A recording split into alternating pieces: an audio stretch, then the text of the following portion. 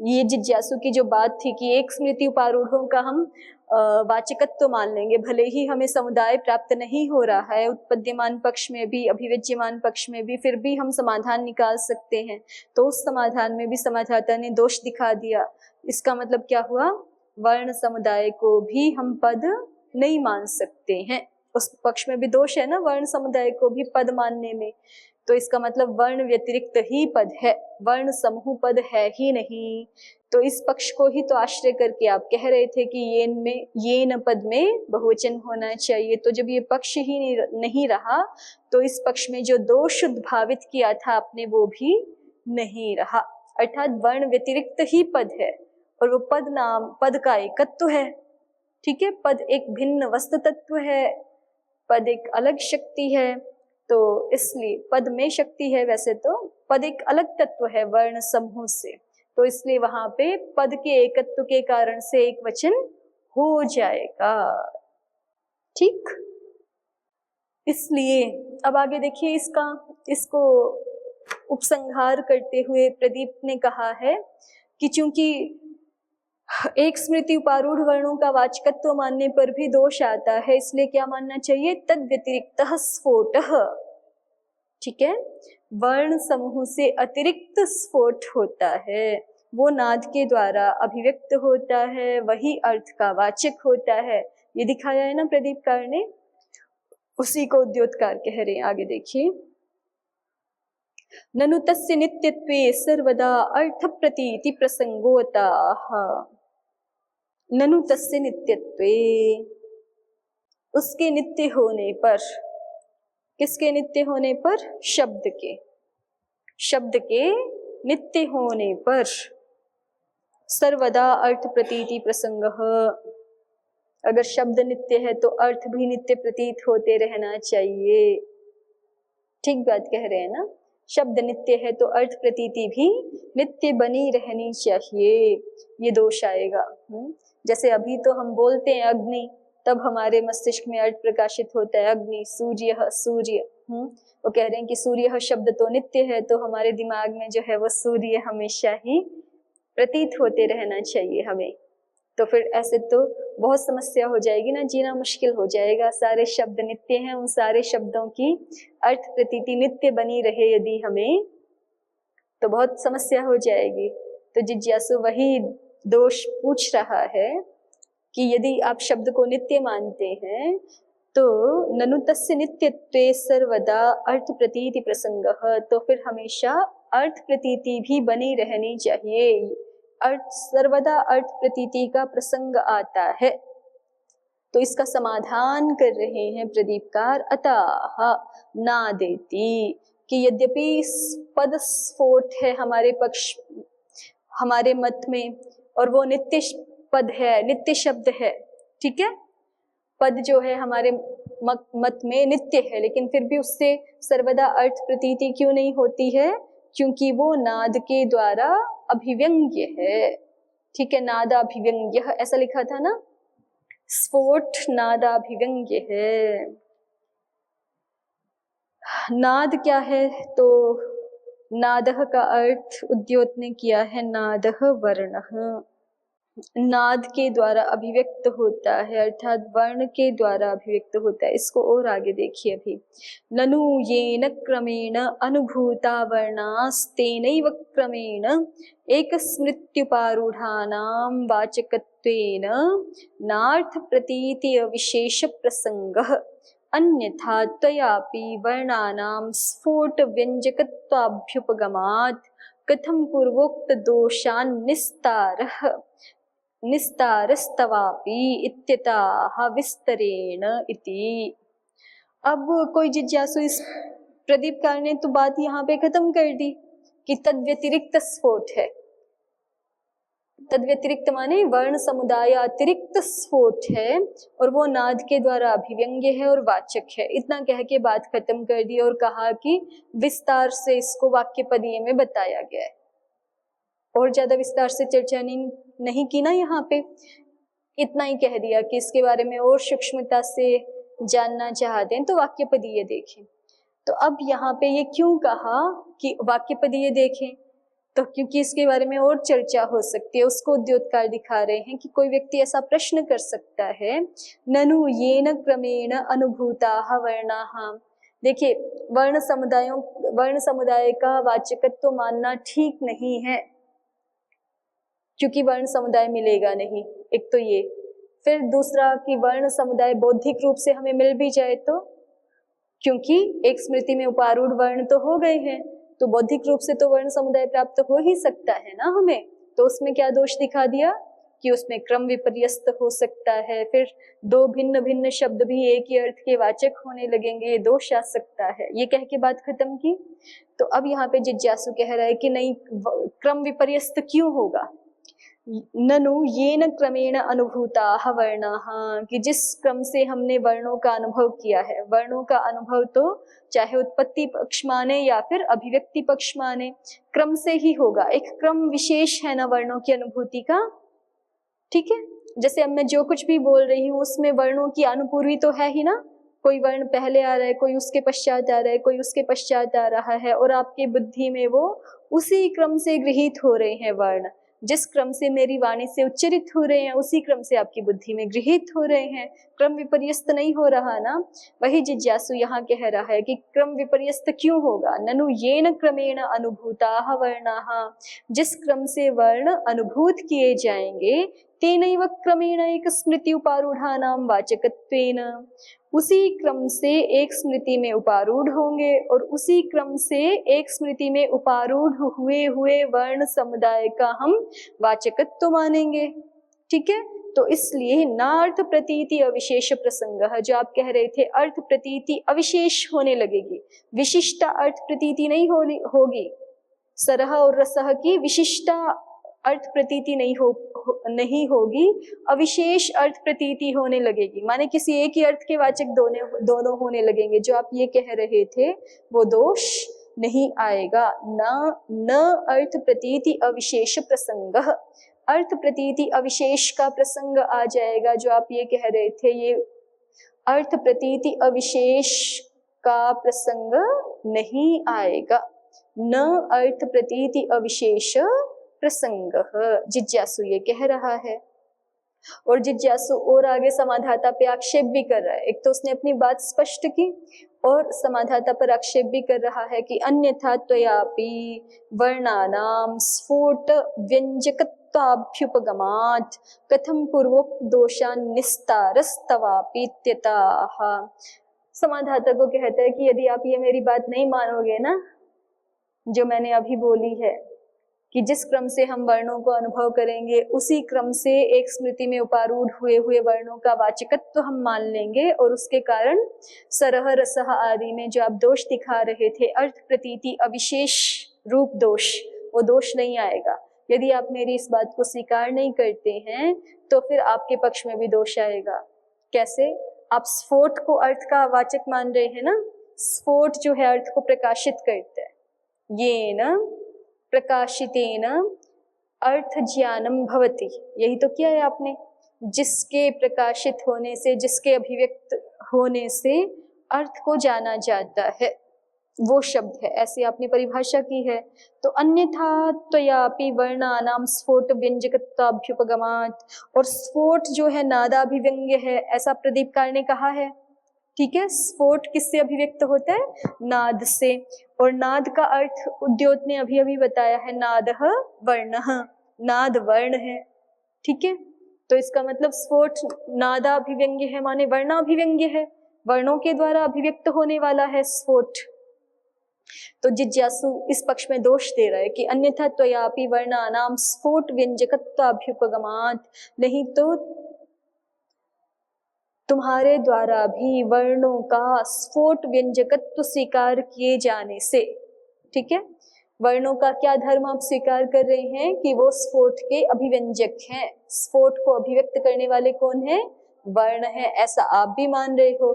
तो जब आप इस पक्ष को मान रहे हो कि स्फोट के अभिव्यंजक वर्ण है, तो कथम पूर्वोक्त दोषान निस्तारस्तवापि, तो फिर आपके पक्ष में भी दोष आएगा ही, क्योंकि स्फोट वर्णों के द्वारा अभिव्यक्त हो रहा है, और वर्ण या तो वर्ण अभिव्यक्त क्रम से ही होंगे, भले ही आप केवल अभिव्यक्ति पक्ष ही मानो, उत्पत्ति पक्ष ना मानो, तो भी वर्ण तो क्रम से ही अभिव्यक्त होंगे, युगपद अभिव्यक्त तो होंगे नहीं, ठीक है।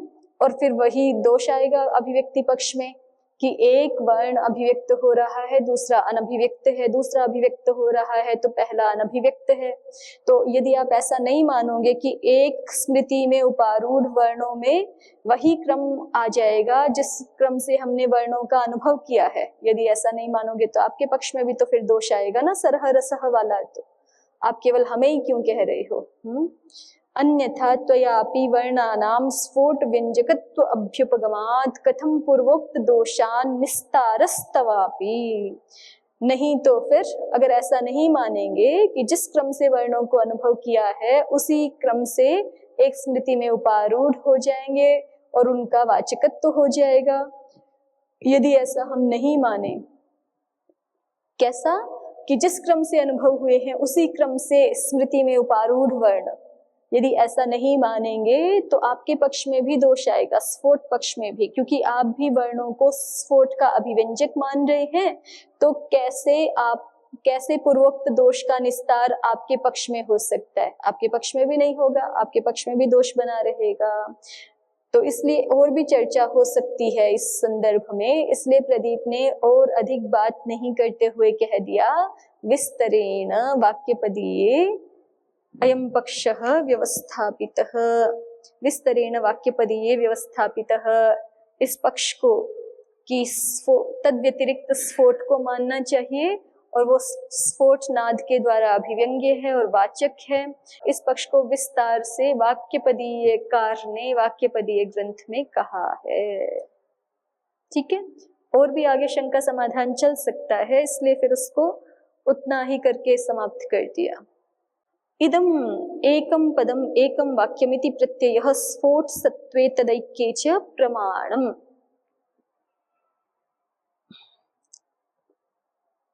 अब उद्योतकार ने यहाँ तक तो प्रदीप की व्याख्या की है ना, प्रदीपकार की जो व्याख्या है उसी को और स्पष्ट किया है यहाँ तक। तो अब उद्योत जो है वो उद्योतकार कुछ अपने ओर से कुछ बातें जोड़ रहे हैं इस संदर्भ में कि इदम एकम पदम एकम वाक्यमिति प्रत्ययः स्फोट सत्वे तदैक्ये च प्रमाणम। स्फोट की सत्ता है और स्फोट का एकत्व है, इसमें प्रमाण क्या है? तो उद्योतकार कहते कि देखो लोक में ऐसा प्रयोग होता है एकम पदम, जैसे यहाँ पे कोई एक शब्द लिखा हो सह, तो हम कहेंगे कि ये एकम सह इति एकम पदम अस्ति, ऐसे होता है ना। कोई भी एक शब्द बोले हमें पता चलता है कि ये एक पद है, कोई वाक्य बोलते हैं तो हमें पता चलता है कि ये एक वाक्य है, बताते भी हैं हम कई बार, जहां तक पूर्ण विराम नहीं लगा होता ना कि यहाँ पे ये पूरी हो गई बात, ये इतना एक वाक्य है, तो हमें बोध होता है कि एक पद क्या है, एक वाक्य क्या है, ये हमें बोध होता है। तो उद्योतकार यही कह रहे हैं कि इदम एकम पदम इदम एकम वाक्यम इति प्रत्ययः, ये जो हमें ज्ञान होता है कि ये एक पद है, ये एक वाक्य है, ये ज्ञान ही स्फोट के होने में और उस स्फोट का ऐक्य होने में प्रमाण है। इदम एकम पदम एकम वाक्यमिति प्रत्ययः स्फोट सत्वे तदैक्ये च प्रमाणम। पद स्फोट है, वाक्य स्फोट है, इसमें कौन सा लोक व्यवहार ही प्रमाण है? एकम पदम एकम वाक्यम, ये लोक व्यवहार ही स्फोट के होने में भी और उसका ऐक्य होने में प्रमाण है। अनुभव क्रमेणैव स्मरणम इति दृढ़ प्रमाणाभावाच्य। अब ये अपनी ओर से कह रहे हैं कि जो जिज्ञासु ने आगे बात बढ़ाई थी ना कि और भी चर्चा हो सकती है कि आप भी यही पक्ष मानो कि जिस क्रम से अनुभव किया है उसी क्रम से बुद्धि में उपारूढ़ होंगे और उनका वाचकत्व मानेंगे। ये बात आगे चलाई, प्रदीपकार ने तो छोड़ दी कि नहीं आगे और देखना है तो वाक्यपदीय में। उद्योतकार उसको थोड़ा पूरा करने का प्रयास कर रहे हैं कि देखो स्फोट वर्ण समूह ही पद है ऐसा नहीं है, वर्ण समूह के अतिरिक्त पद एक अलग वस्तु है।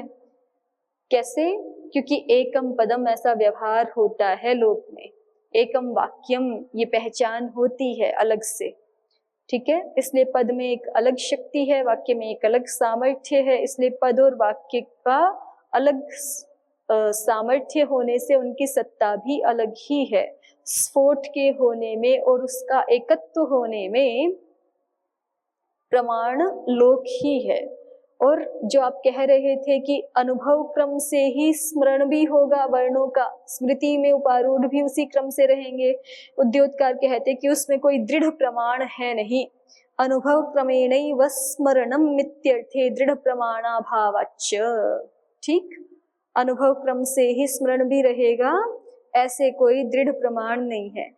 देखो छोटे बच्चों को जब हम शुरू में शब्द सिखाते हैं ना, तो वो कभी कभी किसी किसी वर्ण को इधर उधर करके भी बोलते हैं। और विशेषतः आप लोग जब अष्टाध्यायी याद करते हो तब देख लो इसके उदाहरण कितने सारे, क्योंकि वहां नए नए शब्द आते हैं तो कभी जो है वो क आगे बोल देते हैं, कभी न आगे बोल देते हैं, कुछ कुछ गड़बड़ होती रहती है। सरल शब्दों में तो फिर भी नहीं होती, लेकिन जो जटिल शब्द होते हैं वहां पर बहुत बार गड़बड़ होती रहती है। तो यदि जिस क्रम से हमने वर्णों का अनुभव किया है, जब हम खुद पढ़ रहे हैं तो भी तो अनुभव कर रहे हैं ना, जब हम खुद बोल रहे हैं तो साथ में सुन भी तो रहे हैं कि हम क्या बोल रहे हैं, नहीं सुन रहे क्या? जब बोलते हैं तो सुनते भी हैं साथ में कि हम क्या बोल रहे हैं, सुनाई भी तो पड़ते हैं अपने को। तो इसका मतलब हम अनुभव तो कर रहे हैं, लेकिन हमारी स्मृति में वो वैसा का वैसा ही रहे, ऐसा नहीं होता ना, आगे पीछे भी होता रहता है। तो उसी बात को कह रहे हैं कि अनुभव क्रमेणैव स्मरणमिति अर्थे दृढ़ प्रमाणाभावाच्च। अनुभव क्रम से ही स्मरण रहेगा बुद्धि में, इसमें कोई दृढ़ प्रमाण नहीं है। और सूत्र तो कितने ही कितने आगे पीछे छूट जाते हैं, है ना। एक एक पद में तो वर्ण फिर भी कम आगे पीछे होते हैं, उसमें भी होते हैं। जब नई भाषा सीखें तो उसमें भी होते ही हैं, होने की संभावना होती है। और फिर जो है वाक्यांश तो बहुत सारे, मतलब सूत्र तो खैर पूरा वाक्य ही एक तरह से, वाक्य तो कितने आगे पीछे होते रहते हैं। तो वस्तुतः इस बात में कोई दृढ़ प्रमाण नहीं है कि जिस क्रम से हम वर्णों का अनुभव कर रहे हैं उसी क्रम से वो वर्ण हमें स्मरण में भी रहेंगे, एक स्मृति उपारूढ़ भी उसी क्रम से रहेंगे, इसमें कोई दृढ़ प्रमाण नहीं है। क्रमेण अनुभूतानां व्युत्क्रमेणापि स्मरण दर्शनात्। क्रम से जो अनुभूत हुए हैं उनका व्युत्क्रम से भी स्मरण देखा जाता है। ठीक है, जैसे अभी उदाहरण हम देख ही चुके हैं, उनका भिन्न क्रम से भी, जिन वर्णों को जिस क्रम से हमने सुना अनुभव किया, उनका भिन्न, उससे भिन्न क्रम से भी स्मरण देखा जाता है। मम तु यथा पटे नाना रंजक द्रव्याहित नाना वर्णोपरागः क्रमेण तथा एकस्मिन्नेव तस्मिन्नुच्चारण क्रमेण क्रमवानेव तत्तद्वर्णस्वरूपानुरागः स च स्थिरः तस्य च मनसा ग्रहणम् इति न दोषः। अब देखिए यहाँ पे कहा ये जा रहा है कि पहले जिज्ञासु ने ये जिज्ञासु के पक्ष में ये समस्या बन रही थी कि वर्ण समुदाय ही प्राप्त नहीं होगा, चाहे उत्पत्ति पक्ष मानो चाहे अभिव्यक्ति पक्ष मानो, वर्ण समुदाय तो मिलेगा ही नहीं। ठीक है, तो उसका समाधान जिज्ञासु ने किया था कि वर्ण समुदाय ठीक है, ऐसे सामान्य रूप से ना प्राप्त हो, बौद्धिक रूप से प्राप्त हो जाएगा ना। एक स्मृति उपारूढ़ वर्णों का वाचक, वर्णों के समूह का वाचकत्व तो मान लेंगे, वर्ण समूह बुद्धि उपारूढ़ तो मिल सकता है हमें। ठीक है, तो उसमें दोष दिखाया कि फिर क्रम विपर्यस्त हो सकता है। तो फिर जिज्ञासु ने कहा कि जो है वो क्रम विपर्यस्त नहीं होगा, जिस क्रम से अनुभव किए गए हैं वर्ण उसी क्रम से स्मृति में रहेंगे। ठीक है, तो जब उसने ये तर्क दिया तो प्रदीप ने तो बात आगे नहीं की कि इस विषय को फिर वाक्यपदीय से देखिए, लेकिन उद्योतकार ने कहा है कि जो आप ये कह रहे हैं कि उसी क्रम, जिस क्रम से वर्णों का अनुभव किया उसी क्रम से बुद्धि में भी रहेंगे, इसमें कोई दृढ़ प्रमाण नहीं है। ऐसा देखा जाता है, लोक में खूब ऐसा देखा जाता है कि जिस क्रम से हमने वर्णों का अनुभव किया उससे भिन्न क्रम से वो हमारी स्मृति में आ जाते हैं। विशेष करके आप बड़े लोगों के संदर्भ में देखो, जो थोड़े वृद्ध हो जाते हैं ना, और नए बच्चे जो है वो कोई नए नए शब्द बोले और फिर वो कॉपी करें उसको, तो जरूर कुछ वर्णों को आगे पीछे करके बोल देते हैं। ऐसे होता है कि नहीं? तो जिस क्रम से हमने वर्णों का अनुभव किया है उसी क्रम से स्मरण में रहेंगे, ये आवश्यक नहीं है। ठीक है, तो जैसे ही उद्योतकार ये बात जिज्ञासु को कहेगा तो जिज्ञासु कहेगा फिर यही दोष आपके पक्ष में भी आएगा, क्योंकि आप भी तो स्फोट को वर्णों से अभिव्यक्त मान रहे हैं ना, और वर्ण तो क्रमशः अभिव्यक्त होंगे। वर्ण आप अभिव्यक्ति पक्ष मानते हैं, पद को नित्य मानते हैं, लेकिन पद नित्य होते हुए भी अभिव्यक्त तो वर्णों से हो रहा है, और वर्ण जो है वो क्रम से अभिव्यक्त होंगे, युगपद अभिव्यक्त होंगे नहीं। ठीक है, तो जब वर्ण क्रम से अभिव्यक्त होंगे तो फिर आपके पक्ष में भी यही दोष आ सकता है कि फिर हम एक साथ तो सारे अभिव्यक्त नहीं हो रहे, क्रम से अभिव्यक्त हो रहे हैं, और क्रम से अभिव्यक्त हो रहे हैं तो फिर उसमें भी गड़बड़ हो सकती है। जिस क्रम से हमने अनुभव किया उस क्रम से वो स्मृति में उपस्थित नहीं रहेंगे, ये दोष आपके पक्ष में भी तो आएगा फिर। ठीक है, तो उसके लिए ये अग्रिम पंक्ति है उद्योतकार की ओर से कि मम तु न दोषः, मेरा जो पक्ष है, क्या, स्फोट पक्ष।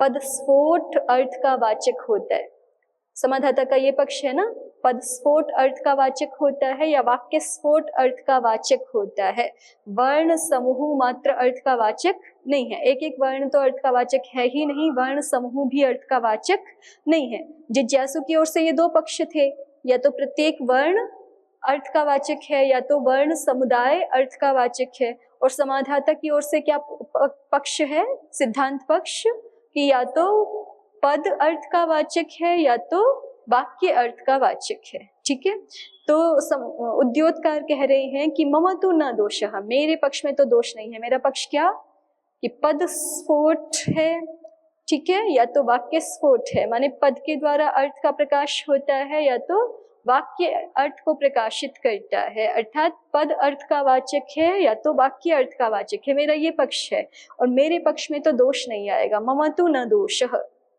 न दोषः सबसे अंतिम में जाके पढ़ लीजिए, क्यों नहीं दोष है वो बीच में हेतु प्रस्तुत कर रहे हैं। यथा पटे नाना रंजक द्रव्य आहित नाना वर्णोपरागः क्रमेण, और जैसे पहले जो है वो कपड़े को रंगने के लिए जो है अलग प्रकार के हाथ से चलाने वाले यंत्रों का प्रयोग होता था, तो उसका उदाहरण दे करके समझा रहे हैं कि यथा जैसे पटे नाना रंजक द्रव्य आहित नाना वर्णोपरागः क्रमेण, एक ही वस्त्र है, उस वस्त्र में अलग अलग रंजक द्रव्य के द्वारा आहित अलग अलग वर्ण का उपराग क्रम से होता है।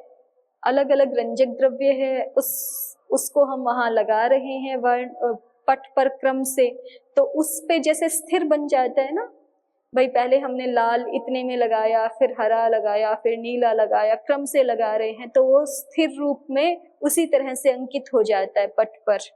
तो यथा पटे नाना रंजक द्रव्य आहित नाना वर्णोपरागः क्रमेण भवति, ठीक वैसे ही तथा एकस्मिन्नेव तस्मिन् उच्चारण क्रमेण क्रमवानेव तत्तद वर्ण स्वरूपानुरागः। कह रहे हैं कि एकस्मिन्नेव तस्मिन्, क्योंकि मेरा तो पद एक ही है ना, हमारा पद क्या है, एक ही है, तो इसलिए एकस्मिन्नेव तस्मिन्, उस एक पद में ही उच्चारण क्रमेण, उच्चारण क्रम के द्वारा क्रमवानेव तत्तद वर्ण स्वरूपानुरागः, उस वर्ण स्वरूप का जो अनुराग होगा वो क्रमवान ही होगा। हेतु क्या है, क्योंकि हमारा पद एक ही है। आपके यहाँ तो वर्ण समूह वाचक है, आपके यहाँ तो एक वस्तु है नहीं, बहुत सारी वस्तुएं हैं जो अर्थ का वाचन कर रही हैं। ठीक है, तो इसलिए उसमें गड़बड़ हो सकती है। हमारे यहाँ तो एक ही पद है, तो जैसे एक ही पट है और उस पट में अलग अलग रंजक द्रव्य का आधान करते हैं, तो फिर नाना वर्ण का उपराग उसी क्रम से होता है जिस क्रम से हमने नाना रंजक द्रव्यों का वहां पे आधान किया। ठीक है, उसी तरह से तथा एकस्मिन्नेव तस्मिन् पदे, हमारा जो वह एक ही पद है, उस एक पद में उच्चारण क्रमेणैव, जो वर्णों का उच्चारण क्रम है उस क्रम के द्वारा ही क्रमवानेव तत्तद वर्ण स्वरूपानुरागः, उस वर्ण स्वरूप की जो छाप पड़ी है वो उस क्रम से ही होगी जिस क्रम से वर्णों का उच्चारण हुआ है। सच स्थिरः, और वो स्थिर है, तस्य च मनसा ग्रहणम, और उसका मन से ग्रहण होता है, इति न दोषः, इसलिए हमारे पक्ष में दोष नहीं आएगा। तत्र, और जब ये पक्ष स्थापित हो जाता है पदस्फोट वाला, तो तत्र येन इति एक वचनेन, तो फिर वहां पे ये न एक वचन है, ये उचित है, उपयुक्त है। अब यहाँ एक और बात कह रहे हैं, तत्र येन इति एक वचनेन विषाणीनाम इति बहुवचनेन च अनेकोच्चारण विषय गौरित्यस्य एकत्वं सूचितम्। उद्योतकार एक और बात की ओर ध्यान दिला रहे हैं कि देखिए भाष्यकार की पंक्ति थी, ये नोच्चारितेन सासनालांगूल ककुद खुर विषाणी नाम संप्रत्ययो भवति स शब्दः। ठीक है, तो भाष्यकार ने ये न में तो एक वचन किया है और सासनालांगूल ककुद खुर विषाणी नाम में बहुवचन कर दिया। वहां पे विषाणी न ऐसा एक वचन भी तो कर सकते थे ना, वहां बहुवचन कर दिया। तो कह रहे हैं उद्योत कि इसका भी एक विशेष अभिप्राय है। क्या अभिप्राय है? ये नहीं थी एक वचनेन, ये न इस एक वचन के द्वारा, और विषाणी नामिति बहुवचनेन च, और विषाणी नाम इस बहुवचन के द्वारा अनेक उच्चारण विषय गौरित्यस्य एकत्वं सूचितम्। आचार्य ये दिखाना चाहते हैं कि अनेक उच्चारण विषय वाला जो गौहु है उसका एकत्व है।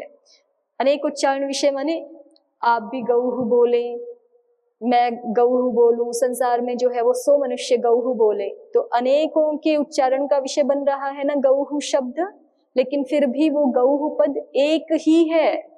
शब्द एक होता है और नित्य होता है, पद एक है और नित्य है। वही गौहु पद मेरे बोलने से अभिव्यक्त होगा, वही आपके बोलने से अभिव्यक्त हो, क्योंकि जब वो नित्य है और एक ही है तो वो बार बार अभिव्यक्त होता है भिन्न भिन्न मनुष्यों के माध्यम से। ये दिखाना चाहते हैं कि बहुत सारे गो अर्थ को बताने वाला वह जो गौ पद है वो एक ही है, भले ही वो अनेक मनुष्यों के उच्चारण का विषय बन जाए। तो अनेक उच्चारण विषय गौरित्यस्य एकत्वं सूचितम्। एवं च तेनैव दृष्टान्तेन घटपटादि बोधक साधारण्येन वाचकस्य एकत्वं सूचितम्। और उसी दृष्टांत से ये भी समझना चाहिए कि घटपट आदि बोधक साधारण्येन, घटपट आदि अर्थों के बोधक जो घटपट आदि शब्द है ना, उनका भी जो उनकी जो वाचक घटपट आदि शब्द, उनका भी एकत्व ही समझना चाहिए। घटपट आदि भी जितने भी पद हैं वो पद का एकत्व भी है, पहले भी कह करके आए ना, पदों का एकत्व भी है और नित्यत्व भी है। भेद प्रत्ययस्तु औपाधिकः इत्यादि अस्मत्कृत मंजूषायाम शक्तिवादे द्रष्टव्यम। फिर भेद प्रत्यय कैसे हो जाता है, भिन्न भिन्न ज्ञान कैसे होता है, ये एक घड़ा है, ये दूसरा घड़ा है, ये तीसरा घड़ा है, ऐसे भेद ज्ञान तो होता है। लेकिन उन सब के लिए, चाहे हजारों घड़े हों, उनके लिए जो घटः प्रयुक्त हो रहा है वो पद तो एक है और नित्य है। तो फिर भेद प्रत्यय कैसे है? तो फिर कहते हैं भेद प्रत्यस्तु औपाधिकः, भेद प्रत्यय तो औपाधिक है। इत्यादि तत्वों का निरूपण अस्मत्कृत मंजूषायाम, हमारे द्वारा जो मंजूषा नाम का ग्रंथ किया गया है, प्रणीत किया गया है, उसमें शक्तिवादे द्रष्टव्यम, शक्तिवाद के प्रसंग में देख लेना चाहिए, यदि इस बात को और अधिक विस्तार के साथ देखना चाहते हैं तो। नन्वेवं तस्य तालव्योष्ठ पुट व्यापार विषयत्वाभावात् उच्चारितेन इति अयुक्तमताः प्रकाशितेन इति। अब जिज्ञासु कहता है कि नन्वेवं, कि ऐसी बात यदि है कि आप पद को ही वाचक मानते हैं, ठीक है, तो पद जो है वो पद स्फोट, वाक्य स्फोट ही आप स्वीकार कर रहे हैं, उसी के द्वारा अर्थ अभिव्यक्त होता है ऐसा मानते हैं। तो वो जो स्फोट है ना, वह जो स्फोट है, ननु एवं तस्य तालवोष्ठ पुट व्यापार विषयत्व अभावात् उच्चारितेन इति अयुक्तम, उस स्फोट का तो उच्चारण हो नहीं सकता, क्योंकि वो स्फोट जो है वो तालु या फिर ओष्ठपुट, उनके व्यापार के द्वारा, इनकी क्रिया का विषय नहीं है वो, ठीक है। स्फोट तो सूक्ष्म शब्द है, वो तालु औष्ठादि से तो स्थूल शब्द तो उच्चरित हो सकता है, वो तो सूक्ष्म शब्द तो तालु औष्ठ पुट आदि की क्रिया का विषय ही नहीं है, तो वहां पे ये न उच्चारितेन तो फिर ठीक नहीं बैठता। तो इसलिए प्रदीपकार ने अर्थ किया है, उच्चारितेन का अर्थ है प्रकाशितेन, ठीक है। और उसी को द्योतकार ने पहले ही बता दिया था, प्रकाशितेन का अर्थ है अभिव्यक्तेन। और किससे प्रकाशित होता है, किससे अभिव्यक्त होता है, तो उसको शेष बता रहे हैं, अभिव्यंजकैः इति शेषः, अभिव्यंजक वर्णों के द्वारा अभिव्यक्त जो स्फोट है वही शब्द है। अस्तु, ठीक है, आज इतना ही रखते हैं। ओम शांति शांति शांति। ओम श्री गुरुभ्यो नमः। ओम श्री परमात्मने नमः। ओम सर्वेभ्यो नमः।